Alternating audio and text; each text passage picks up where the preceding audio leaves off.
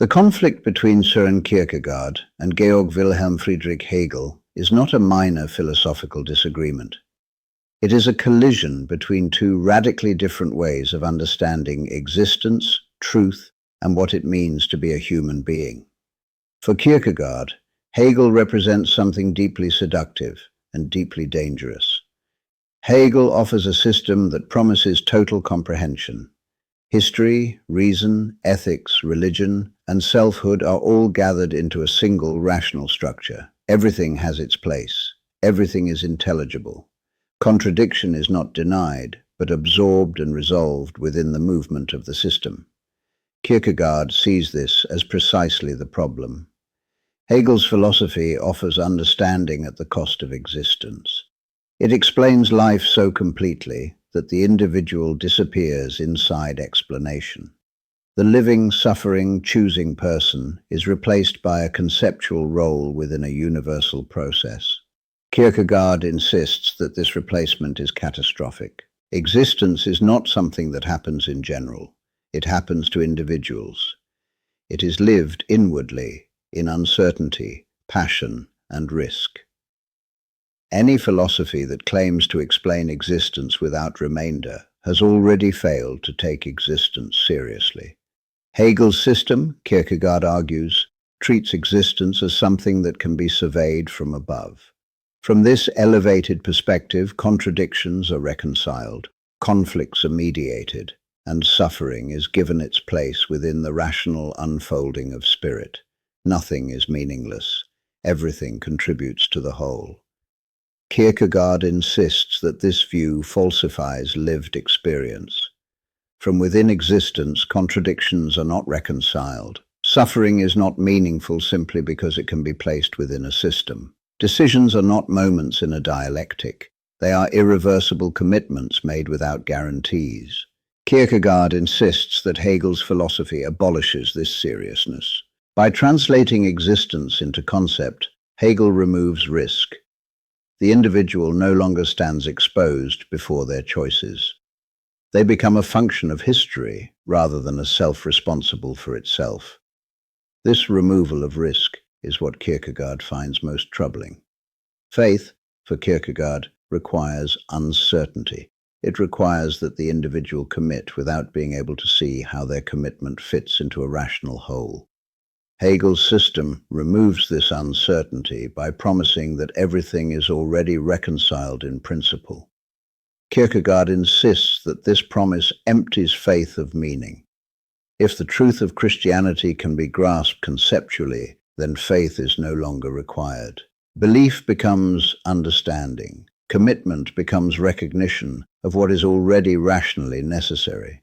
For Kierkegaard, this is not Christianity. Christianity demands inward commitment, not conceptual comprehension. It confronts the individual with paradox, not system. It requires decision, not explanation. Hegel's philosophy, Kierkegaard argues, replaces decision with observation. The philosopher becomes a spectator of history rather than a participant in existence. Truth becomes something one understands rather than something one lives. Kierkegaard insists that this shift is fatal. Truth, for him, is not a property of propositions. It is a mode of existence. One does not have truth.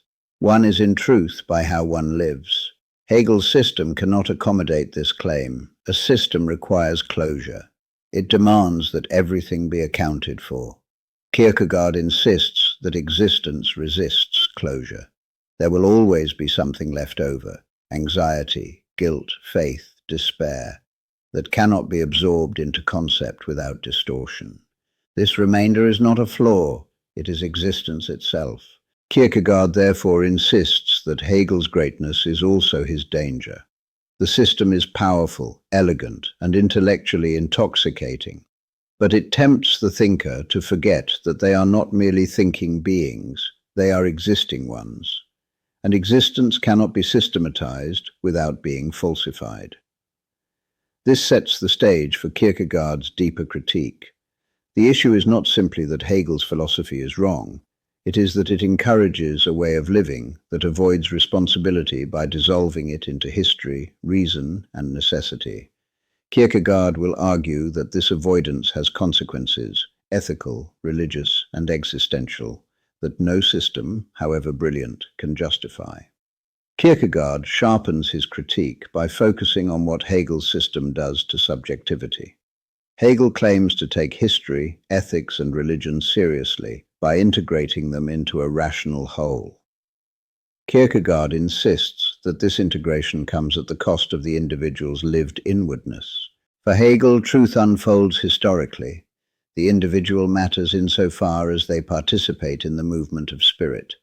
Their beliefs, actions, and even suffering gain meaning through their place in a larger, rational process. Nothing is ultimately lost. Everything is aufgehoben, cancelled, preserved, and lifted into the whole. Kierkegaard finds this profoundly unsettling. From within existence, the individual does not experience themselves as a moment in spirit. They experience themselves as a self who must choose, suffer, and commit without knowing how their life fits into any total picture. Hegel's system asks the individual to adopt a standpoint they can never actually inhabit. No one lives at the level of the system. Kierkegaard insists that this creates a dangerous illusion. The individual begins to think of themselves as already reconciled with reality because the system promises reconciliation in principle. Conflict, anxiety, and despair are reinterpreted as temporary stages rather than existential conditions. This reinterpretation neutralizes urgency. If contradictions are destined to be resolved by history, then the individual need not take responsibility for them now. Ethical tension becomes historical necessity. Religious paradox becomes conceptual difficulty. Existence becomes something that will make sense later. Kierkegaard insists that this postponement is evasive. Existence happens now. Decisions cannot be deferred to history. The individual must act without knowing whether their actions contribute to progress or lead to failure. Hegel's system reassures the thinker that reason will ultimately justify everything. Kierkegaard insists that this reassurance undermines responsibility. The individual is tempted to view themselves as an instrument of necessity rather than as a self who must answer for how they exist. Responsibility dissolves into explanation. Guilt becomes intelligible rather than painful. This dissolution affects ethics. For Hegel, ethical life is embedded in social institutions. The individual realizes freedom through participation in family, civil society, and the state. Ethics is not primarily inward struggle, but reconciliation with social norms. Kierkegaard does not deny the importance of social life. He denies that ethics can be reduced to it. Ethical responsibility for Kierkegaard remains inward. The individual must answer for their choices even when they align with social expectations. Hegel's philosophy risks replacing conscience with conformity. If ethical norms are rational expressions of spirit, then obedience becomes virtue. The individual no longer stands in tension with the ethical order. They become reconciled with it by understanding its rational necessity.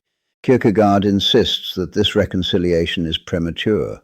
Ethical life, when lived seriously, is fraught with anxiety. The individual must decide how to act without guarantees that their action is justified by history or reason.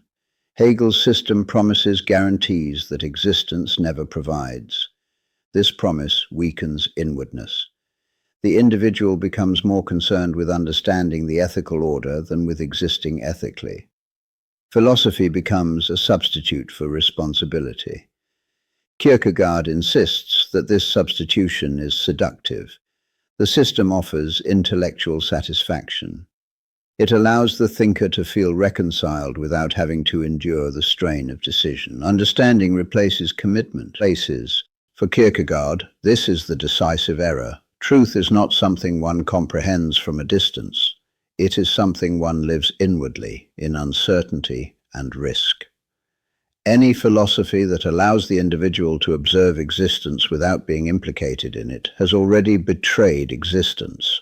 This is why Kierkegaard insists that Hegel's system is not merely abstract. It shapes how people live. By encouraging reconciliation through understanding, it teaches individuals to seek safety in explanation rather than seriousness in commitment. It turns philosophy into shelter. Kierkegaard insists that philosophy must do the opposite. It must expose the individual to the difficulty of existence, not protect them from it.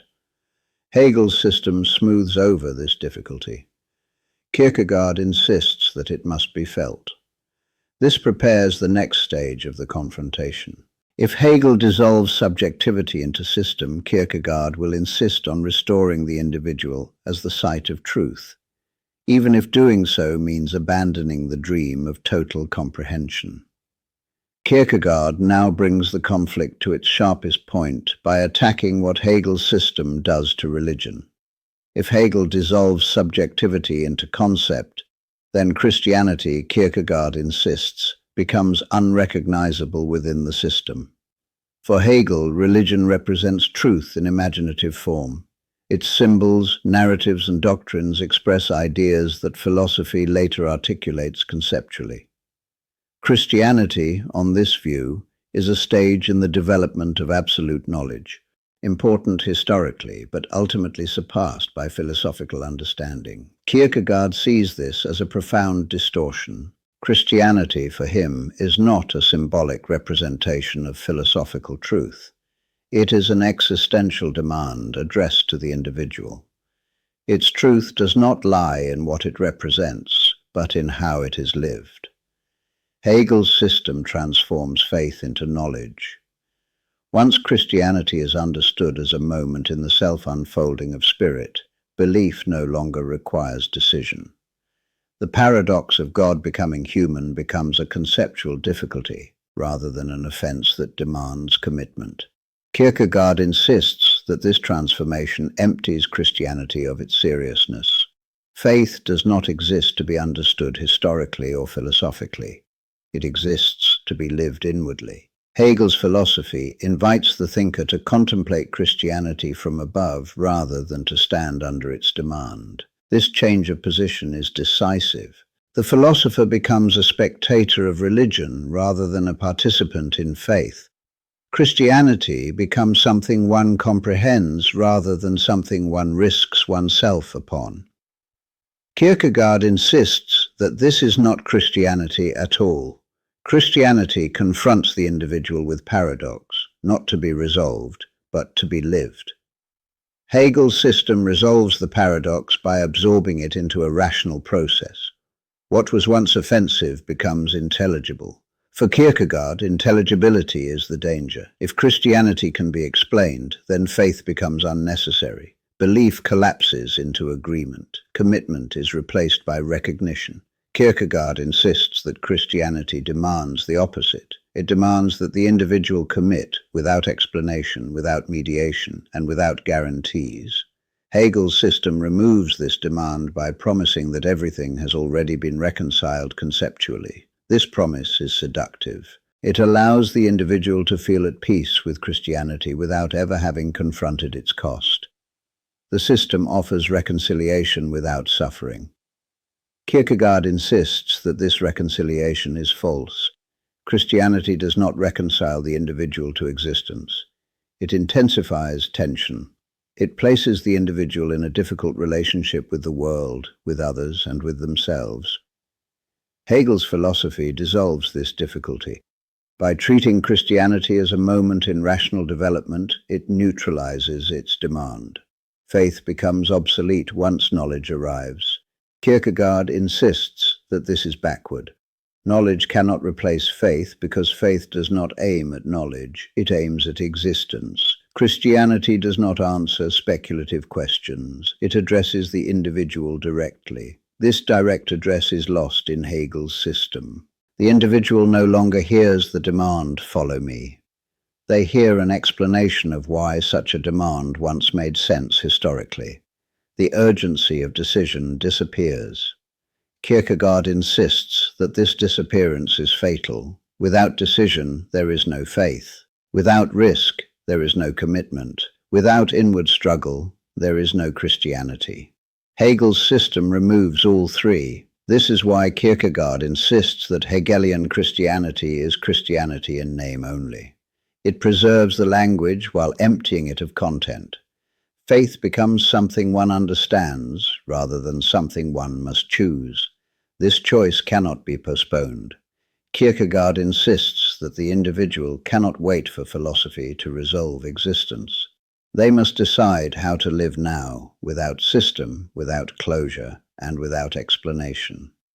This insistence prepares the ethical dimension of the conflict. If Hegel dissolves faith into knowledge, he also dissolves responsibility into necessity. Kierkegaard will insist that ethics, like faith, cannot be systematized without being destroyed. The next stage of the confrontation turns to this question directly. What happens to responsibility when existence is absorbed into system? Kierkegaard now turns to what he sees as the ethical consequences of Hegel's system. If existence, faith, and subjectivity are absorbed into a rational totality, then responsibility itself is transformed. What appears as ethical seriousness from the standpoint of the system becomes, from Kierkegaard's perspective, a subtle evasion. For Hegel, ethical life is reconciled life. Freedom is realized not through inward struggle, but through participation in rational institutions, family, society, and the state. Ethical norms are not arbitrary constraints on the individual. They are expressions of reason itself, embodied in social life. Kierkegaard does not deny the importance of ethical institutions. What he denies is that ethical responsibility can be exhausted by them. From within existence, the individual does not experience responsibility as reconciliation with a rational order. They experience it as anxiety, doubt, and the burden of choice. Hegel's system reassures the individual that their ethical world is already rational. Kierkegaard insists that this reassurance weakens seriousness. If ethical norms are guaranteed by reason and history, then the individual no longer stands exposed before their choices. Obedience replaces responsibility. This replacement is dangerous. The individual begins to confuse conformity with goodness. Ethical life becomes a matter of fitting into existing structures rather than answering inwardly for one's actions. Kierkegaard insists that this confusion allows individuals to hide behind roles, duties, and social expectations. Existence, however, does not allow such hiding. The individual must decide, even when norms conflict or fail. They must act without knowing whether their action is justified by history or reason. Ethical life is not something that can be observed safely from within a system. Kierkegaard insists that Hegel's philosophy tempts the individual to avoid this exposure. By interpreting ethical conflict as a moment in rational development, the system neutralizes guilt. What appears as wrongdoing from the inside becomes necessity from the outside. This transformation dissolves accountability. The individual can tell themselves that their actions were historically necessary, socially required, or rationally justified. Kierkegaard insists that such explanations evade the ethical weight of choice. Ethical seriousness requires inwardness. The individual must experience responsibility as something that cannot be delegated to institutions or justified by systems. Ethics is not a description of how things unfold. It is a demand addressed to the individual. Hegel's philosophy weakens this demand by explaining it away. Kierkegaard insists that ethics, like faith, cannot be systematized without distortion. The moment responsibility becomes intelligible from above, it loses its grip on the individual. This loss has consequences. The individual becomes more concerned with understanding ethical life than with living ethically. Reflection replaces commitment. Explanation replaces action. Kierkegaard insists that this is not progress. It is evasion. The ethical life, when lived authentically, is anxious. It forces the individual to act without guarantees. Hegel's system promises guarantees that existence never provides. This promise encourages ethical complacency. The individual believes themselves to be ethical because they understand the ethical order. Kierkegaard insists that understanding is not enough. ethics requires inward struggle, not intellectual reconciliation. This struggle cannot be resolved by philosophy. No system can decide for the individual. No dialectic can remove the burden of choice. The individual must act without knowing whether their action will be justified. Kierkegaard insists that this uncertainty is essential. Without it, ethics becomes administration. Responsibility becomes procedure. The individual disappears behind roles. Hegel's philosophy risks producing precisely this disappearance. By reconciling ethics conceptually, it encourages the individual to forget that they remain responsible as an individual, not as a function of history or society. This prepares Kierkegaard's final move. If Hegel's system dissolves responsibility into rational necessity, Kierkegaard will insist on restoring responsibility by abandoning the dream of system altogether. The price of this abandonment is uncertainty. The reward is seriousness. The final confrontation will show why Kierkegaard believes that truth itself requires giving up the security of system, and why this loss, rather than being a failure, is the condition of authentic existence. Kierkegaard's final break with Hegel is uncompromising. He insists that the desire for a complete system, a philosophy that explains everything, is itself a form of evasion. It allows the thinker to escape the difficulty of existing by retreating into explanation.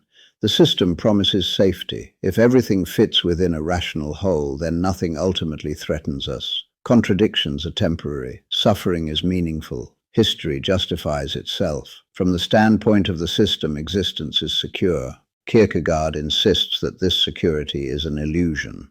Existence, as lived by individuals, is not secure. It is fragile, uncertain, and risky. No amount of conceptual clarity can remove this condition without falsifying it. The system reassures at the cost of truth.